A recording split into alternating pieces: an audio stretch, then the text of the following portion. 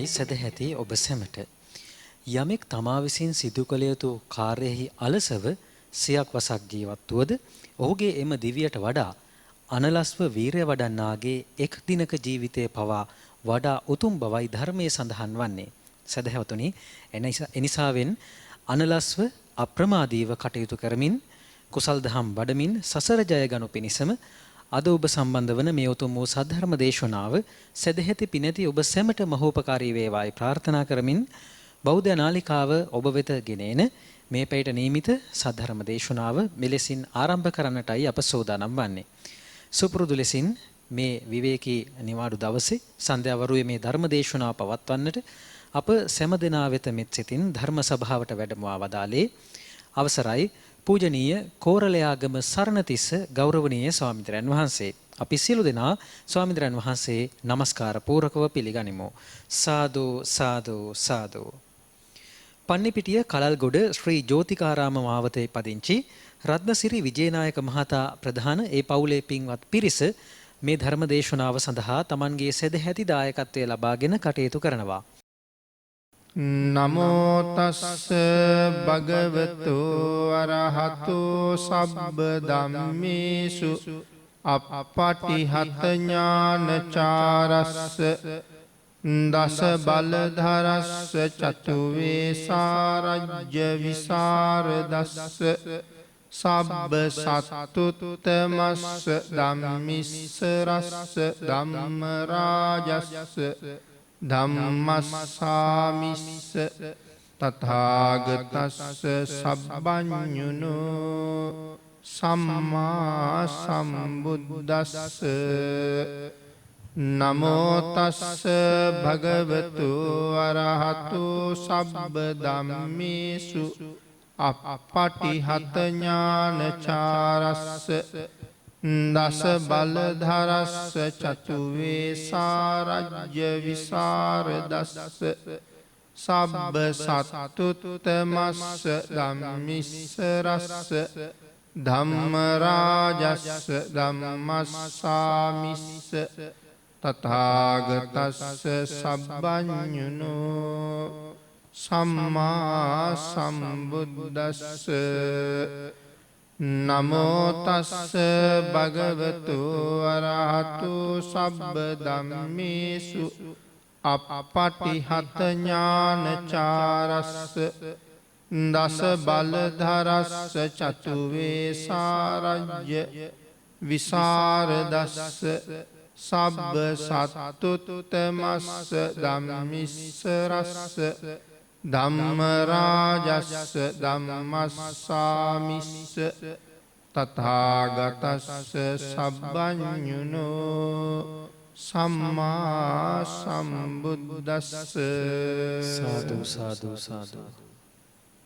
සද්ධර්ම ශ්‍රාවක කාරුණික ගුණගරුක බෞද්ධ පින්නතුනි, බොහෝම ශ්‍රද්ධාවෙන් යුක්තව මේ සැදී පැහැදී සූදානම් වෙන්නේ ලෞතුරා බුදුරජාණන් වහන්සේ විසින් ලෝක සත්වයන් පිළිබඳව අනුකම්පාවෙන් දේශනා කොට වදාළ නෛර්යානික වූ ධර්මරත්නයෙන් ස්වල්ප ප්‍රමාණයක් නමුත් දේශනා කරවගෙන උතුම් ධර්ම දානමය පින්කම සම්පූර්ණ කරගන්න.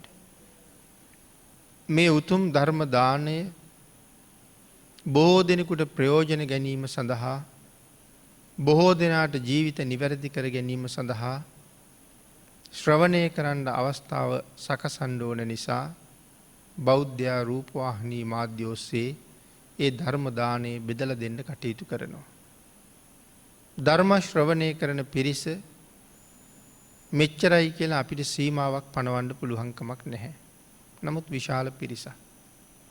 ඒ බණ අහන සියලු දෙනාම මේ අවස්ථාවෙන් උතුම් ප්‍රයෝජනයක් ලබන්න බුදුරජාණන් වහන්සේ දේශනා කරපු හැටියට මහත් වූ බලාපොරොත්තුවක් වෙනුවෙන්ම ධර්ම ශ්‍රවණය කරමු කියන කාරණාව සිහිපත් කරනවා. ඒ බලාපොරොත්තුව තමයි මේ ධර්ම දේශනාව ශ්‍රවණය කරන අතරතුරදීම මාගේ පංච නීවරණ ධර්මයන් යටපත් වේවා, සප්ත බෝධ්‍යාංග ආදී ධර්මයන් වැඩි දියුණු වේවා, මේ දේශනාව අතරතුරදීම මට උතුම් මාර්ගයක් ඵලයක් අවබෝධ වේවා කියන සිතින් යුක්තවම අපි ධර්ම ශ්‍රවණය කරමු. පින්නතුනි, අද ධර්ම දේශනාවේ මාතෘකාව හැටියට මං යොදා ගන්න කල්පනා කළේ ධම්මපද පාළියේ සඳහන් වන තවත් උතුම් ගාථා රත්නයක්. අත්තනාහි කතම් පාපං අත්තජං අත්ත සම්භවං අභිමත්තති දුම්මේදං වජිරං වස්මමයන් මනින් කියන ගාථා රත්නය දේශනා කළේ. අපේ බුදුරජාණන් වහන්සේ මේ ගාථා රත්නය දේශනා කොට වදාළි මහා කාල කියන උපාසක තැනගේ හදිසි මරණය සම්බන්ධයෙන්.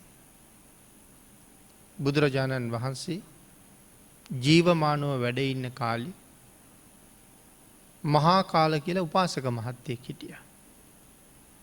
බොහොම ශ්‍රද්ධාවන්තයි. මාසෙකට දවස් 8ක් උපෝසත සිල් සමාදන් වෙනවා. අතීතයේ අය මාසෙකට දවස් 6ක් මාසෙකට දවස් 8ක් මෙහෙම උපෝසත සිල් සමාදන් වෙලා තියෙනවා. සාමාන්‍යයෙන් මාසෙකට අපිට පෝය 4ක් තියෙනවා. අතීතයේ අපේ මුතුන් මිත්තු 4 පෝයටම උපෝසත සිල් සමාදන් වුණා. වර්තමානයේ වෙනකොට ඒක ක්‍රමක්‍රමයෙන් ගිලිහිලා ගිහිල්ලා බොහෝ තැන්වල මාසෙකට එක දවසක් තමයි සිල් සමාදන් වෙන්න යොදාගන්නේ. ඒ පුරපසළොස්වක පෝය දවසේ. ඒකත් මාසෙකට එක දවසයි කියලා කිව්වොත් ඒක හුඟක් දෙනාට සාධාරණ නෑ. මාසෙකට වරුවක් කියලා තමයි කියන්න වෙන්නේ. උදේ 6ට විතර සිල් අරගෙන හවස 5ට විතර යන ස්වභාවයක් තමයි දකින්නේ. හැබැයි එහෙම සිල් සමාදන් වීමක් ගැන බුද්ධ ධර්මයේ කොහෙවත් නැහැ. අර්ධ උපෝසතයක් ගැන බුදුරජාණන් වහන්සේ කොතනවත් දේශනා කරලා නැහැ. ඒක තැනක් අපිට හම්බ වෙනවා මේ කූට විනිශ්චයකාර වස්තුවේදී. අර්ධ උපෝසතයක් ගැන. ඊට අමතරව පූර්ණ උපෝසතයක් ගැනම තමයි දේශනා කරලා තියෙන්නේ. ඒ මේ සංසාරයෙන් එතර යන්න ඕන නිසා. මේ සසර භයානක නිසා. සත්වයා සුගතියක උපද්දවන්න ඕන නිසා. නිතර බණ අහලා මනුස්ස ජීවිතයක් අපිට තිලින කරපු සංසාරේ කරපු මහානීය කුසලය සිල් රැකපු බව අපේ පින්නතුන් දැන් හොඳට දන්නවා. සිල් රැකපු එක තමයි මනුස්ස ජීවිතයක් තිලින කරන්න හේතු වුණ ප්‍රධානම කුසල කර්මය. නිති පන්සිල්, උපෝසත දවසේ 8 සිල්, නවාංග උපෝසතේ 10 සිල්, මේ වගේ උතුම් සිල්. කෙටියෙන් සඳහන් කළොත් මේ ජීවිතෙන් මැරිලා ඊළඟ ජීවිතයේ උපදිනකොට මට හම්බ වෙන්න ඕන ඇඟ මොන විදිහේද කියන එක තීරණය කරන්නේ මෙලව රැකගත්ත සීලය. බුදුරජාණන් වහන්සේ දේශනා කළේ මනුස්ස ලෝකෙන් මැරිලා යමෙක් සතර අපායට ගියොත් ඔවුන් ආයේ සුගතිගාමී වෙන කාරණාව බොහොම දුර්ලභ බව. මනුස්ස චුති සූත්‍රයෙන් නියමඩල මතට වැලි ටිකක් අරගෙන භික්ෂූන්ට පෙන්නලා දේශනා කළේ මහණෙනි මේ නියමත තියෙන වැලිද වැඩි මහ පොළොවේ තියෙන වැලිද වැඩි. ස්වාමීනි මහ පෘථුවේ තියෙන වැලි මෙච්චරයි කියලා සඳහන් කළ නොහැකි. නියමඩල මත තියෙන්නේ ඊටාම ස්වල්ප ප්‍රමාණයයි. හරි පැහැදිලි දේශනාවක් කළා මහණෙනි මේ මනුස්ස ලෝකේ ඉඳලා මැරෙන අය ආපහු සුගතියට එන්නේ මේ නියමඩල මත තියෙන වැලි ප්‍රමාණයටත් වඩා අඩු පිරිසයි අන් සියලු දෙනාම සතර අපායයි කියලා. හේතුව සිල් නැතිකම. සාමාන්‍යයෙන් පෞද්ගලිකව තම තමන් ගැන කල්පනා කරලා බලහම නිත්‍ය සීලයේ පන්සිල් නමුත් කීයෙන් කී දෙනා ළඟද පන්සිල්වත් ඇත්තේ කියන කාරණාව බොහොම දුර්ලභව තමයි දකින්න තියෙන්නේ. එහි ප්‍රතිඵලයක් හැටියට තමයි මරණින් පස්සේ තීරණය වෙන ඇඟ එක්කෝ නිරිසතෙක්, නැත්තම් ප්‍රේතෙක්, නැත්තම් අසුරෙක්, එහෙම නැත්තම් තිරිසනෙක්. අද තිරිසන් ලෝකේ අපි දකින්න යම් සත්ත්ව කොට්ටාසයක් ඉන්නවද? ඒ සියලුම දෙනාට මනුස්ස ජීවිත තිබුණා. නමුත් මේ ලෝකේ පැවැත්ම වරද හින්දා ඊළඟ ජීවිතේ ඒ විදිහට හම්බ වෙලා. අපේ ජාතක පාළියේ තියෙනවා අස්සක ජාතකය කියලා ජාතක කතාවක්. අස්සක රජ්ජුරුවන්ගේ බිසව උපරි දේවිය. පින්කම් නම් කළේ නෑ. නමුත් තමන් හරි ලස්සනයි. රැස් විහිදෙන ශරීරයක් තිබුණේ. ආන්ගේ රූපයට උපාදාන වෙලා හිටිය. රුව වඩවා ගණ්ඩත් රුව ගැන තියෙන මානයක් තිබුණ. මේ රුව හම්බුනේ සසර කොච්චර පින්කරපු හින්දද නැවත නැවත රූමත්ව උපදින්ඩ කොයි තරම් පින් කරන්න ඕනෙද කියන කාරණාව ගැන හිතුවේ නෑ.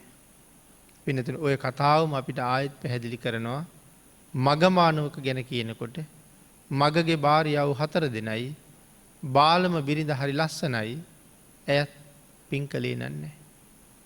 මගේ ස්වාමියා පින් කරහම ඇති මටත් ඒ පින් ලැබෙයි. ඇයත් හරි ලස්සනයි.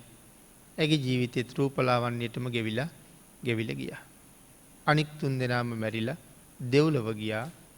ඇය මැරිලා තිරිසන් අපායේ කෙකින්නක් වෙලා ඉපදුනා.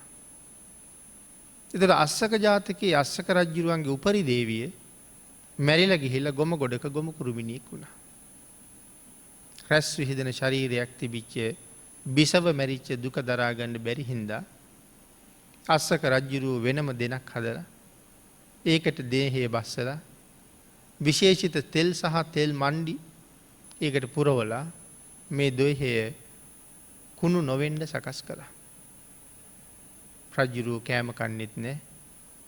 රජ්ජුරුව දවස් ගානක් එක දිගට අඬනවා. මහා බෝසතාණන් වහන්සේ හිමාලයේ ඉඳලා මේ කාරණාව දැකලා රජ්ජුරුවන්ට පිහිට වෙන්න හිතලා රාජ උද්‍යානයේ මංගල ගල් තලාව මත රම් පිළිමයක් වගේ ඇවිල්ලා වැඩ හිටියා. හදිසියේ මෙතනින් යන්නේන පුද්ගලයෙක් මංගල ගල් තලාව මත වැඩ ඉන්න මේ ඍෂිවරයා දැක්කා. ළඟට ගිහිල්ලා කතා කළා.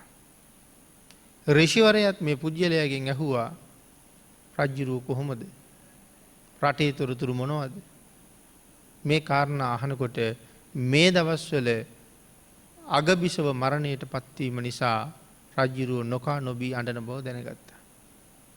ඒ පුජ්‍යලයාට සඳහන් කළා ඔබට පුළුවන් නම් රජු මෙතෙන්ට කැඳවගෙන එන්න. මට පුළුවන් රජ්ජුරුවන්ගේ ශෝකය තුනී කරන්න. ඔහු ගිහිල්ලා රජ්ජුරුවන්ට කියලා එක්කාවා. රජ්ජුරුවන්ගෙන් කරුණු අහපුවාම බිසවගේ මරණය ගැන කිව්වා. රජ්ජුරුවන්ගෙන් ඇහුවා දැන් ඇය ඉන්නේ කොහෙද කියලා දන්නවද කියලා. රජ්ජුරුව කිව්වා නෑ කියලා. ඇය දැන් ගොම කුරුමිනියෙක් කියලා කිව්වා. රජ්ජුරුව කිව්වා මට ඒක පිළිගන්න බෑ කියලා. එහෙනම් මං ගෙන්නන්නද කියලා ඇහුවා. හා කිව්වා. ගොම කොට ගෙන්නෙව්වා. තමන්ගේ ධ්‍යාන ශක්තියෙන් ගෙනාවා. අදිෂ්ඨාන කරාම ගොම කොට ඇතුලේ ඉඳලා ගොම කුරුමිනියෝ දෙන්නෙක් එළියට ආවා. රජ්ජුරුවන්ට කිව්වා මේ ඉන්නේ එක්කෙනෙක් ඔබේ බිසව කියලා. රජ්ජුරුව පිළිගත්තේ නෑ. මං එහෙනම් කතා කරවන්නද කියලා ඇහුවා. හා කිව්වා. බෝසතාණන් වහන්සේ තමන්ගේ ධ්‍යාන ශක්තිය පාවිච්චි කරලා ඒ කුරුමිනි දේනුවට කතා කළා. ඇගෙන් තොරතුරු ඇහුවා. රජ්ජුරුව අහගෙන ඇයි කියනවා මම මැරෙන්න කලින් මේ රටේ අස්සක නම් මහරජ්ජුරුවන්ගේ අග්‍රමහේෂිකාව. මේ උයන රජ්ජුරුවන්ගේ මංගල උයන. එදා අස්සක රජ්ජුරුවත් එක්ක මේ උයනේ අස්සක් මුල්ලක් නෑර ඇවිද ඇවිද මං විනෝද වුණා. මේ උයනේ අස්සක් මුල්ලක් නෑර මං දන්නවා. බෝසතාණන් වහන්සේ ඇහුවා ඒ තරම් ලෙන්ගතුකමින් හිටපු රජ්ජුරුවන්ට තාමත් ඔබ එදා වගේ ආදරේද කියලා. සඳහන් කළා නෑ. එදා මං හරි ආදරේ. දැන් නම් එහෙම ආදරයක් නෑ. ඇයි ඒ කියලා ඇහුවා. දැන් මං අස්සක රජ්ජුරුවන්ගේ බිසව නෙමෙයි. මෙතන මේ ඉන්න අනික් කුරුමිනියා මගේ ස්වාමියා. දැන් මං ආදරේ ඔහුට. එතකොට අස්සක රජ්ජුරුව ගැන හැඟීමක් නැද්ද කිව්වා. අස්සක රජ්ජුරුවන්ගේ ලේ අරගෙන මගේ කුරුමිනි ස්වාමියාගේ පාද හෝදන්න මං කැමතියි කිව්වා. රජ්ජුරුව ඔක්කොම අහගෙන. රජ්ජුරුව ඒ වෙලාවෙම සඳහන් කළා ඒ දෙන වහාම ගෙනහිල්ලා ආදාහනය කරන්න කියලා. එච්චර සසර ගැන පැහැදිලි කරවලත් ප්‍රඥාව නම් නැහැ. ඒ දෙන අයින් කෙරෙව්වා වෙන විවාහයක් කරගත්තා. මේ සසර දුක මේ බැඳීමේ හැටි ඒක වටහා ගත්තේ නැහැ. ඉතින් මම මේ කරුණු දෙකම සඳහන් කළේ සිල් නැතුව ගෙවුන ජීවිතය ඊළඟට සතර අපායේ තැනක තමයි තීරණය වෙන්නේ. මරණයෙන් පස්සේ හම්බෙන ඇඟ සීලයේ හින්දා තමයි තීරණය කරන්නේ. ඒ හින්දා මේ අතීතයේ අය බුදුරජාණන් වහන්සේගේ උතුම් ආර්ය පරිශ්‍රණයෙන් දේශනා කරපු කරුණු හිස් මුදුනින් පිළි අරගෙන මනාව සිල්වත් ජීවිත ගත කළා. මහා කාල උපාසකතුමා එක මාසයකට පෝය 8ක් සිල් සමාදන් වෙනවා. පූර්ණ උපෝසත. එක දවසක් සිල් අරගෙන බණ අහලා උදේ පාන්දර ගෙදර යන්න පිටත් වුණා. යන ගමන් ළඟ තිබිච්ච පොකුණෙන් මූණ සෝදගන්න කියලා ටිකක් එතෙන්ට ලං වුණා. එදා රාත්‍රියේ හොරු වගේක් නගරේ ගෙයක් බිඳලා ගේ බඩු එළියට ගන්නකොට යකඩ වලං හැලි එළියට අදිනකොට එව්වා එකට ගැටිලා හඬ නැගුණා. මිනිස්සුන්ට ඇහැරුණා. හොරු පිටිපස්සේ පැන්නුවා. හොරු පැනලා දීවා. එක හොරෙක් බඩු මිටියක් කරේ තියාගෙන මහා කාල උපාසක තැන ඉන්න තැනින් දීවා.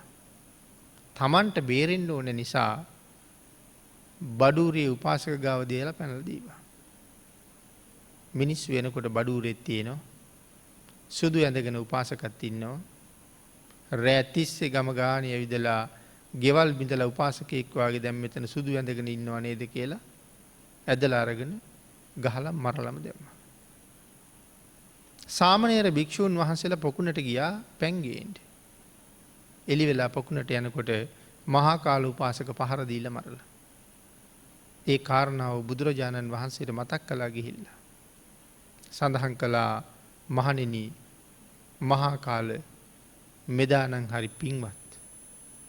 මෙදානම් හරි සිල්වත්.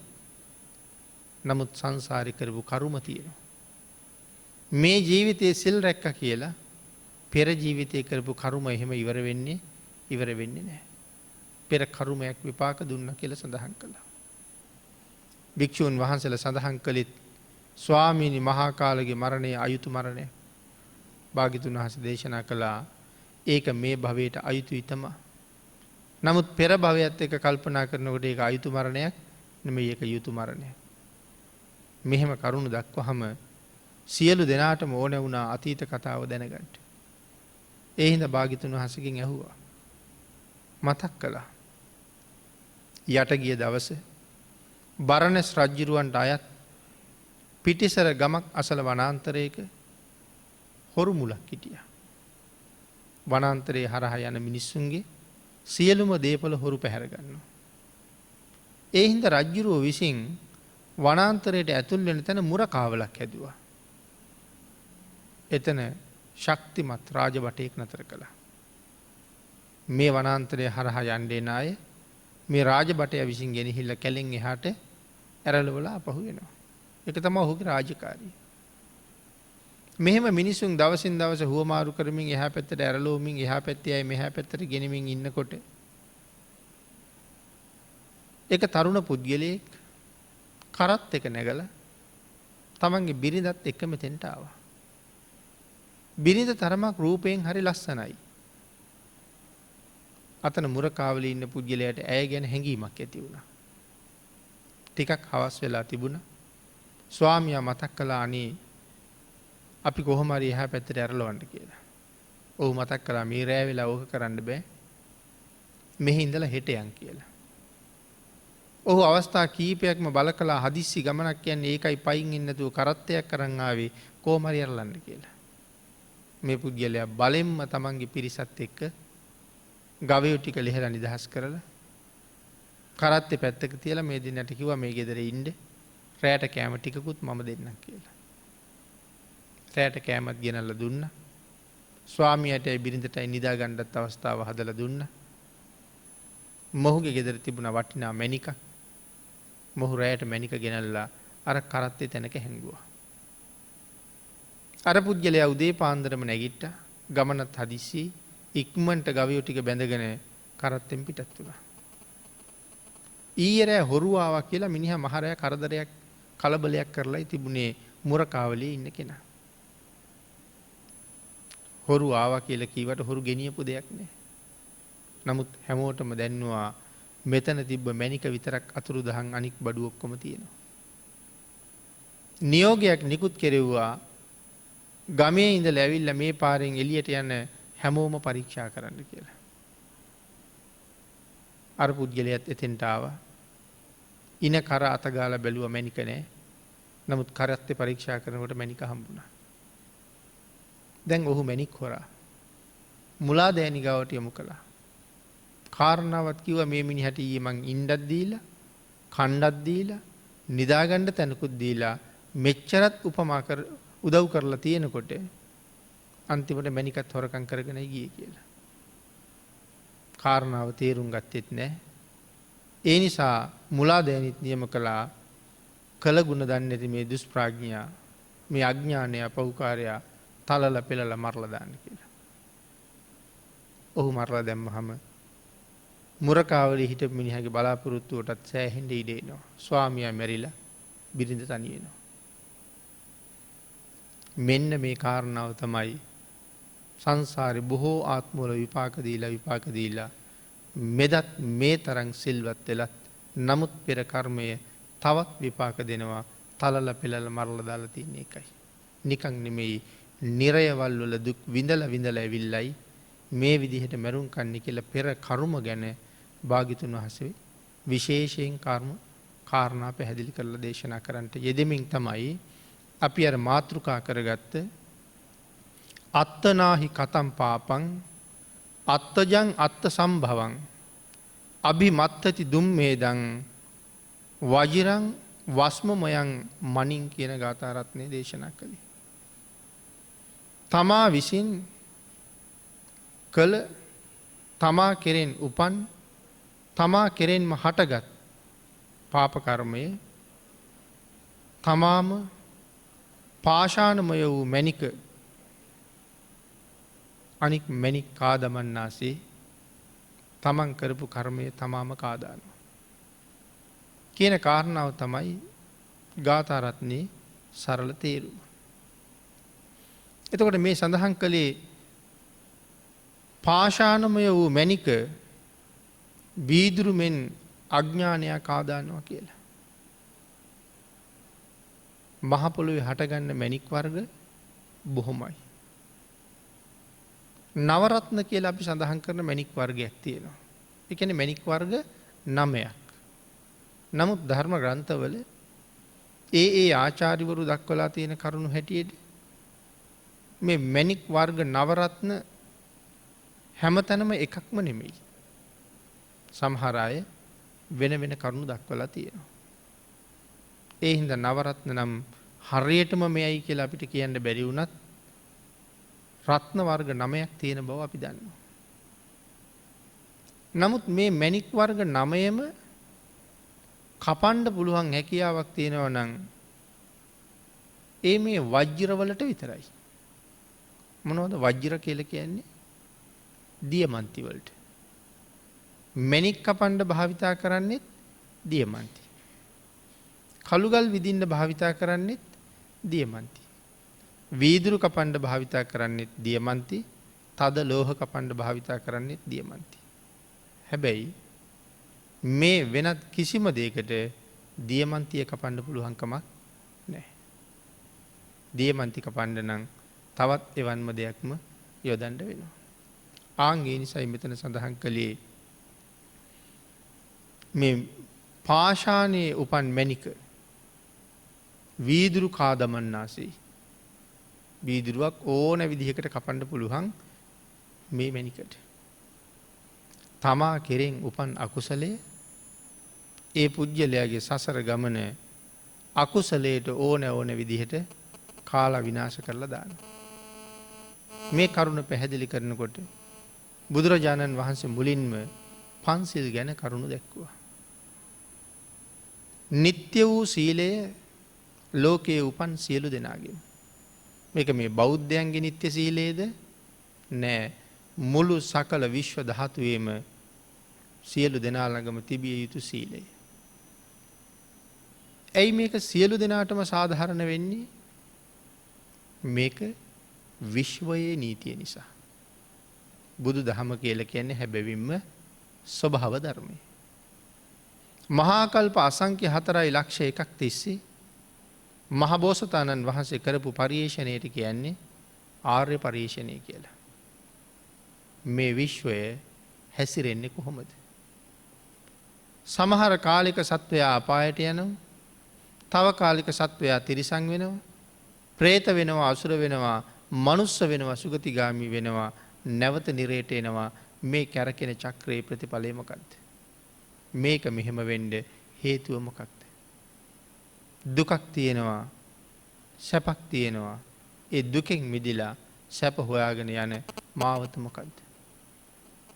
මහා කල්ප අසංඛ්‍ය 4ක් තිස්සේ මෙන්න මේ සංසාර දුකෙන් මේ සත්වයා එතර කරන්න මග තමයි හෙව්වේ. මොවුන් සසර දුකට වැටෙන්නේ ඇයි? මොවුන් එයින් ගලවන්නේ කොහොමද? ඒ කරුණු ඉතා සූක්ෂම ලෙස පරීක්ෂණය කළා. ඒ සඳහා කරපු කැපකිරීම අසීමාන්තිකයි. ඒ නිසා මේ පරිශ්‍රණයට කියන්නේ ආර්ය පරිශ්‍රණය කියලා. මේක ඇතුලේ තව කෙනෙකුට පරිශ්‍රණ කරන්න පුළුවන්ද?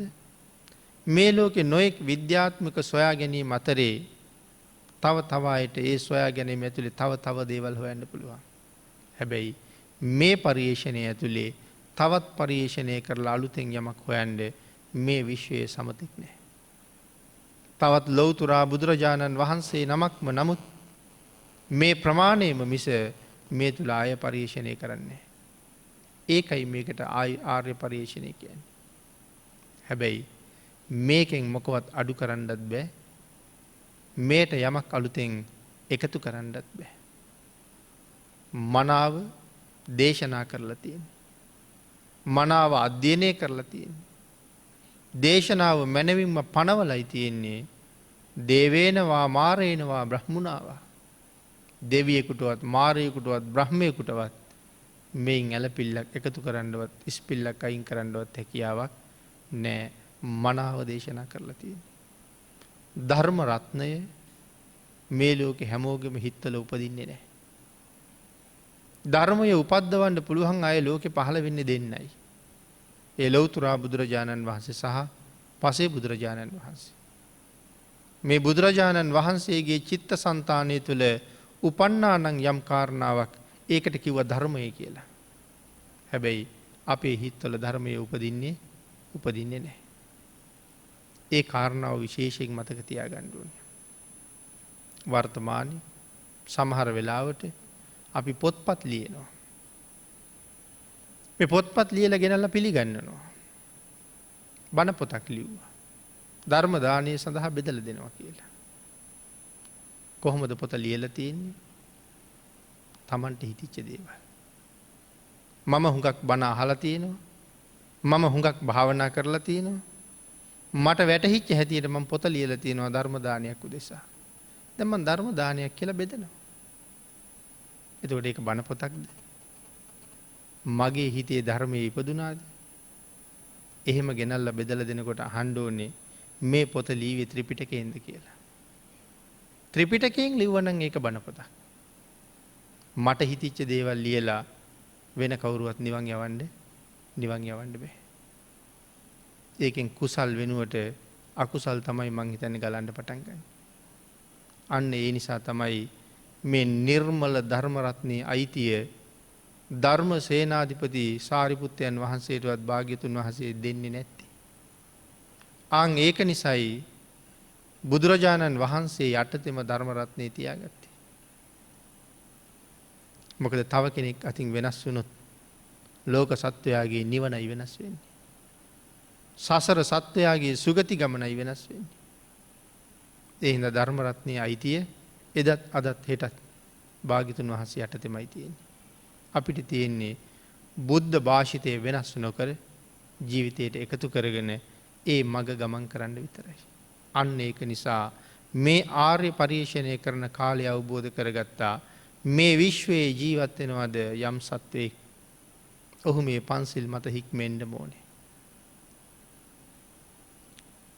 පන්සිල් රකින්න බැරි දෙතකොට. අමාරුද්ද.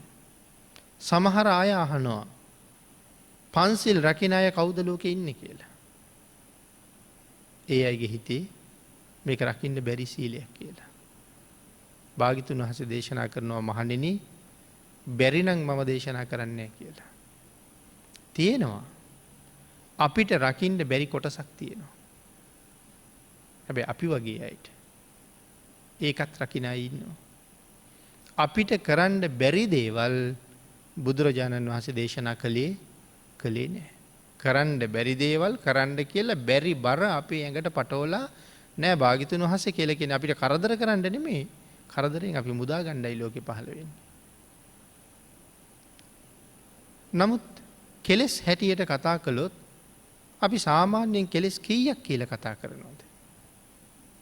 අපි කියන්නේ කෙලෙස් 1500ක් කියලා. කෙලෙස් 1500ක් ගැන කතා කරනවා ධර්මයේ.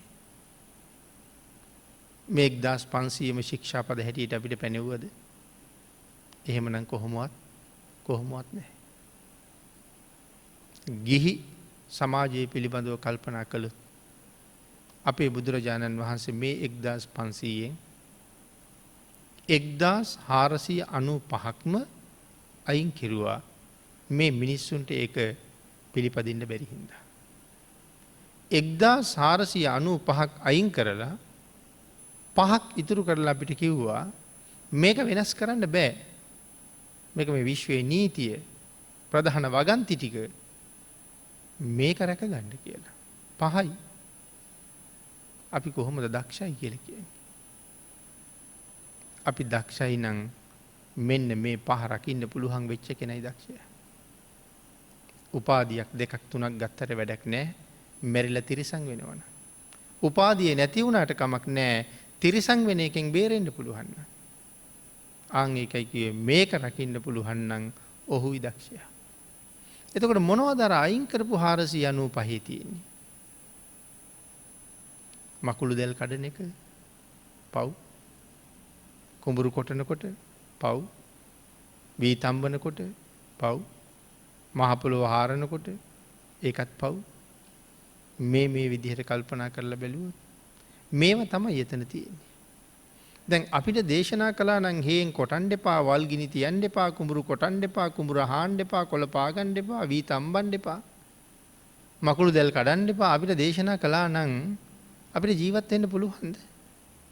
එන ජීවත් වෙන්න බෑ. ආන් ඒකයි සඳහන් කළේ අපිට කරන්න බැරි ප්‍රමාණයක් තියෙනවා. ඒ ප්‍රමාණය තමයි මේ 1495 හැටියට අයින් කරලා තියෙන්නේ.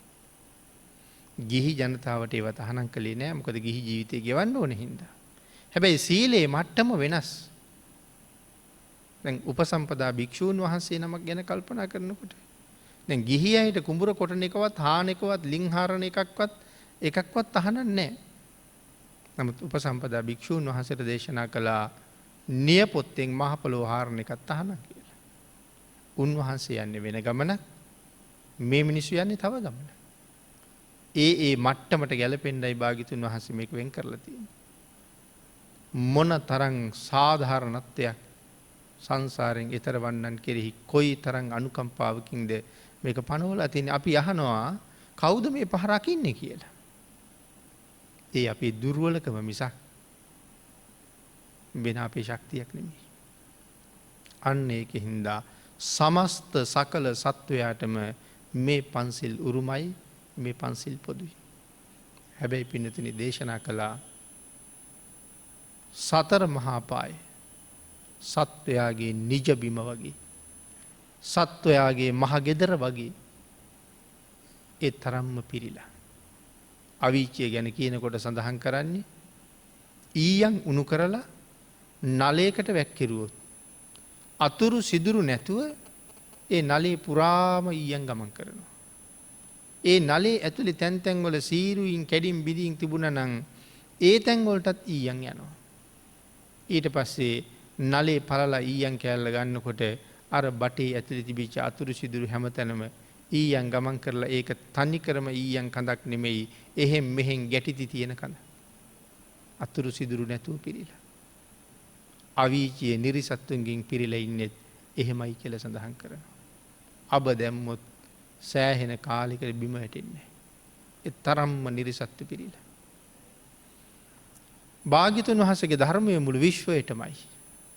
නමුත් බෞද්ධ කියලා ජන කොටසක් පමණක් මේ පන්සිල් යටතේ තරමක් හික්මෙන් අද සූදානන් වෙනවා.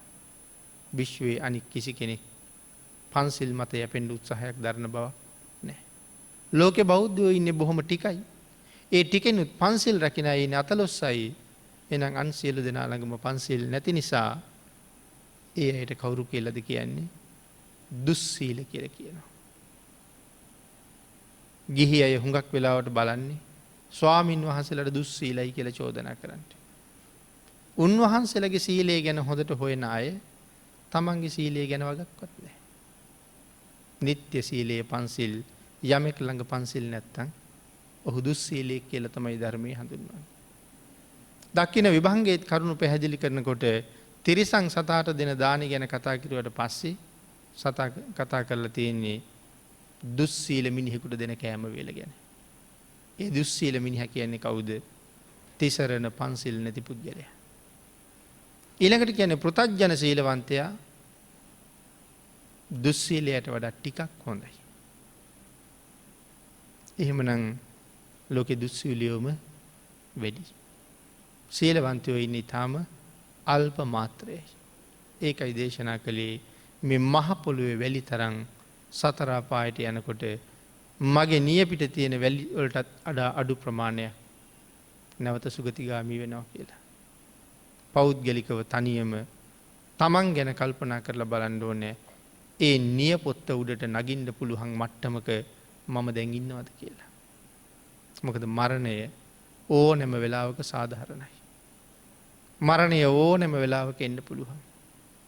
මම නිතර මතක් කරපු කතාවක්.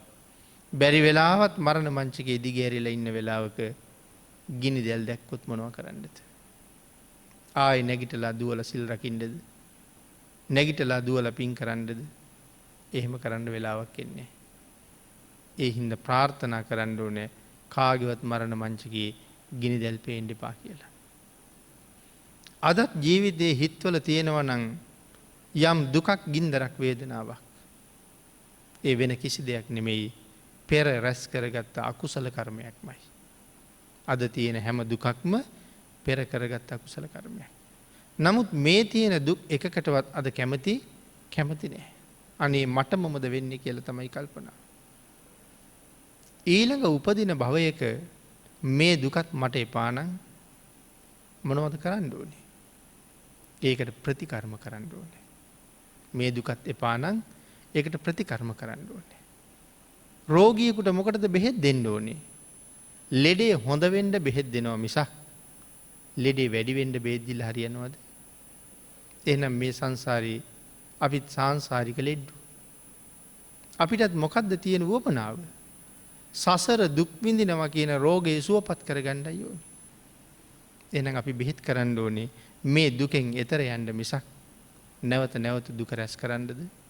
අන්න ඒක තමයි භාගිතුන් වහස දේශනා කළේ ඇහැ පාලනය කරන්න කියලා. කන පාලනය කරන්න කියලා. දිව පාලනය කරන්න කියලා පංච ඉන්ද්‍රිය පාලනය කරගන්න කියලා දේශනා කළේ ඒ නිසයි මහණෙනි උපන් අකුසල් යටපත් කරන්න. නූපන් අකුසල් නූපදවන්න. යම් කුසලයක් තියෙනවනම් ඒක පුළුවන් තරම් නැති කරගන්න උත්සාහ කරන්න.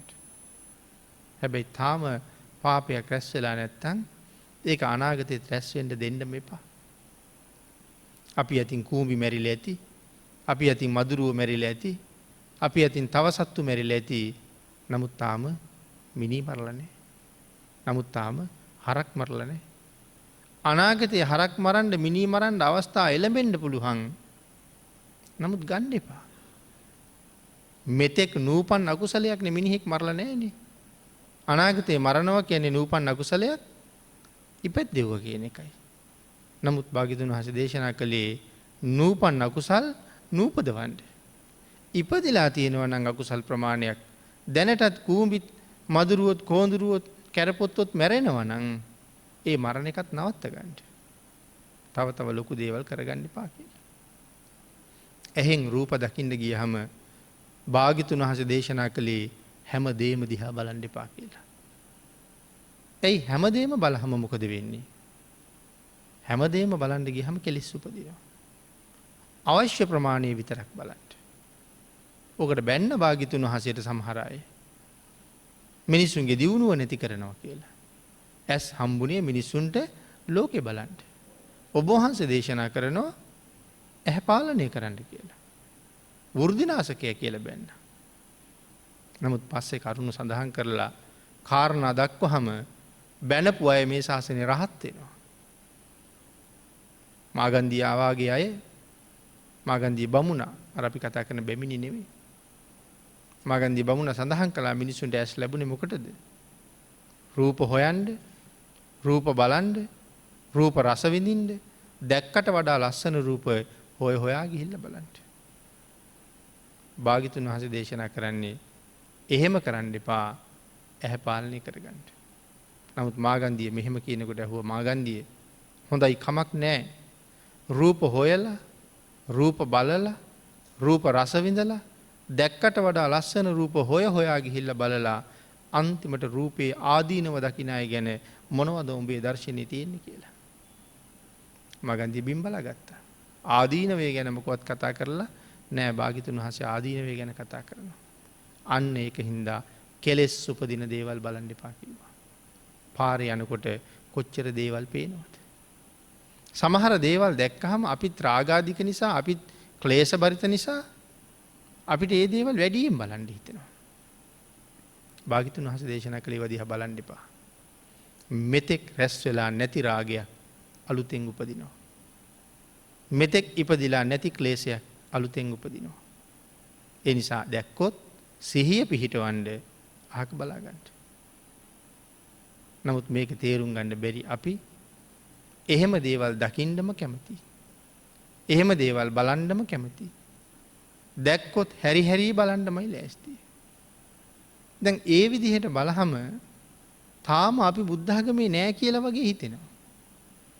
ඒක බුද්ධ ධර්ම නෙමෙයි එතකොට. දැක්කොත් පාලනය වෙන්නයි දේශනා කළේ. නමුත් අපි කරන්නේ හැරිලා බලලා පේන්නේ නැත්නම් ඉස්සිලා බලනවා. ඊළඟට මාගන්දියට තව කරුණු පැහැදිලි කළා. ඒ හොයන ඒ බලලා හම්බ කරගත්ත සැපය මොකක්ද කියලා. ඒ කරුණුත් පැහැදිලි කරලා දේශනා කළා. මාගන්දිය එහි කිසි සැපයක් හම්බ කරලා නැහැ. ඒ බලලා හොයාපු සතුට කොයි වගේද? එහෙම නැත්නම් මේ දහදුක් විඳලා හොයාපු පංචකාමයේ කොයි වගේද? තුවාලයක් හැදුනහම මිනිහෙකුට ඒ තුවාලයේ මුඛය නියපොත්තෙන් කහනකොට දැනෙන්නේ සතුටක්. තුවාලේ වටේට නියපොත්තෙන් කහනකොට සනීපයි. සඳහන් කළා මාගන්දිය උඹලා මේ අගේ කරන පංචකාමයේ කොයි තරම් සැපද ඒක මම දකින්නේ තුවාලයක් වටේට නියාගින් කහනකොට දැනෙනවා නම් සතුටක්. ඒ වාගේ සතුටකටයි මේ මිනිස්සු ඔක්කොම ඉවල්ලන්නේ. කාලා බීලා නටලා උඩ පැනලා කරන්න පුළුවන් හැම දුෂ්චරිතයම කරලා මේ මිනිස්සු හොයන්නේ ඒ වාගේ සතුටක්. එතකොට අපි හැමෝම දඟලන්නේ එහෙම සතුටක් වෙන්නේ. ඒ කියන්නේ තාම තියෙන්නේ නිර්මල බුද්ධ දර්ශනය නෙමෙයි අපි ගාව. අපි ගාව තියෙන මාගන්දීගේ දර්ශනය. ඒ හින්දා වහාම හුස්ම ටික පිට වෙන්න කලින් යන්න වෙනවා බුද්ධ ධර්මයට. මේ සංසාරේ දුගතියෙන් එතර යන්න නම් බුද්ධ ධර්මයට එන්න වෙනවා. ආන් ඒ නිසා අපි මේ ජීවිතේ කරන්නේද යම් කර්මයක්, ඒ හැම කර්මයක්ම විපාක විඳින්නම වෙනවා. අද මෙතන මෙහෙම සුදු ඇඳගෙන ඇවිල්ලා ලස්සනට ඔබ හිටියට මේ ආසනයේ ඉඳගෙන ඔබට ධර්ම දේශනා කළාට මම පෙර කරපු දේවල් ඔබ දන්නෙත් නෑ මම දන්නෙත් නෑ. ඒක අනාගතයේ මට විපාක විඳින්න තියෙන්නේ පිහි ඇනුමකින්ද වෙඩි පාරකින්ද බස බෝතලයකින්ද මොකේකට හරි තැලිලා පොඩි වෙලාද කාගෙන් හරි අපහාස අහන්න තරම් කොයි තරම් කර්ම මේ වෙනකොටත් ඇද්ද? අද අපි හිතනවා අනේ අපි හිතාගෙන හිටිය හරි හොඳයි කියලානේ. නමුත් මෙහෙමලු නේද අන්න රිබන් වෙලාලුගේ අපි එහෙම කතා කරනවා. අද මෙහෙම හිටියට පෙර අනුන්ට අපහාස කරපු කර්ම තාම අපිට විපාක දෙන්න පිටිපස්සේ ඉන්නවා. ආන් ඒ නිසා දේශනා කළා මහා කාලගේ මරණය අද නම් අයුතු මරණයක් තමයි. නමුත් අතීතයත් එක්ක කල්පනා කරලා බලනකොට ඒකේ කිසි අයුත්තක් නැහැ කියලා පැහැදිලි කරලා මේ කාරණා ටික දේශනා කරලා භාග්‍යතුන් වහන්සේ ධර්ම දේශනාව නිමා කරනකොට එතල හිටපු විශාල පිරිසක් ධර්ම අවබෝධය ලැබුවා. එහෙනම් ජීවිතේ අපිත් මේක හොඳට තේරුම් ගන්න ඕන. අද යමෙකුට අපහාසයක් කරනවද? අද යමෙකුට රිදවීමක් කරනවද? ඒක මට ඉදිරියට 100 ගණන් ආත්මවල රිදවනවා. පුළුවන් තරම් වලකින්න වීරිය වඩන්නයි දේශනා කළේ. පින්නතනි ධර්ම දේශනාවට තියෙන කාලයත් නිමා වෙලා නිසා අපි දේශනාව මෙතනින් නිමා කරමු. මේ උතුම් ධර්ම කාරණා ටික පැහැදිලි කරන්න අද දේශනාවේ දායකත්වයේ දරන දායක පින්වත් පිරිස ශ්‍රී ජෝතිකාරාම මාවත කලල්ගොඩ පන්නිපිටිය ලිපිනෙහි පදිංචි රත්නසිරි විජේනායක මහත්මයා සහ පවුලේ අය තමයි අද දේශනාවේ දායකත්වයේ දරන්නේ. උතුම් නිවන් අවබෝධයේ පිණිසම මේ කුසල් හේතු වේවා කියලා ප්‍රාර්ථනා කරනවා. දෙපාර්ශ්වයේම මියගිය සියලුම ඥාති හිත මිත්‍රාදීන්ට පින් අනුමෝදන් වේවා. රෝගීව සිටින ඩී.කේ.කේ. විජේනායක පියාණන්ට, රෝගීව සිටින සිසිලියානා මහානාම මෑණියන්ට, ඩී.ජේ. ගුණවර්ධන මාමණ්ඩියට, ධම්මිකා කන්නංගර නැන්දනියට, සහෝදර ඉන්ද්‍රසිරි විජේනායක මහත්මයාට, කවිජ විජේනායක පුතාගේ සහ ආකාශ්මිකා විජේනායක දියණියගේ අධ්‍යාපන කටයුතු සාර්ථක වීමට සහභාගී වූ සියලු දෙනාට සෙත් ප්‍රාර්ථනා කිරීමට දේශකයන්න් වහන්සේ උතුම් නිවන් අවබෝධය පිණිස පින් අනුමෝදන් කිරීමට සම්බුද්ධ ශාසනයේ චිර පැවැත්ම පිණිසත් මේ කුසල ශක්තිය හේතු වේවා කියලා ප්‍රාර්ථනා කරනවා. දායක පිරිස විසින් පින් අනුමෝදන් කළ සියලු දෙනාටම පින් අනුමෝදන් වේවා. ආශිර්වාද කළ සියලු දෙනාටම රත්නත්‍රයේ ආශිර්වාදයෙන් නිදුක් නිරෝගී භාවයේ චිරජීවනයේ උදා වේවා කියලා ප්‍රාර්ථනා කරමු. සියලු දෙනාටම ඊ타ම ඉක්මන් භවයක ඊ타මත්ම කෙටි කාලයකින් සැප සහිත ප්‍රතිපදාවකින් උතුම් චතුරාර්ය සත්‍ය ධර්ම අවබෝධය ලැබේවා කියලා ප්‍රාර්ථනා කරමු. ආකාශට්ඨා ච බුම්මට්ඨා දේවා නාග මහිද්దికා පුඤ්ඤන්තං අනුමෝදිත්වා චිරං රක්ඛන්තු ලෝක සාසනං දේවෝ වස්සතු කාලේන සස්ය සම්පatti හෝතු ච පීතෝ භවතු ලෝකෝ ච රාජා භවතු ධම්මිකෝ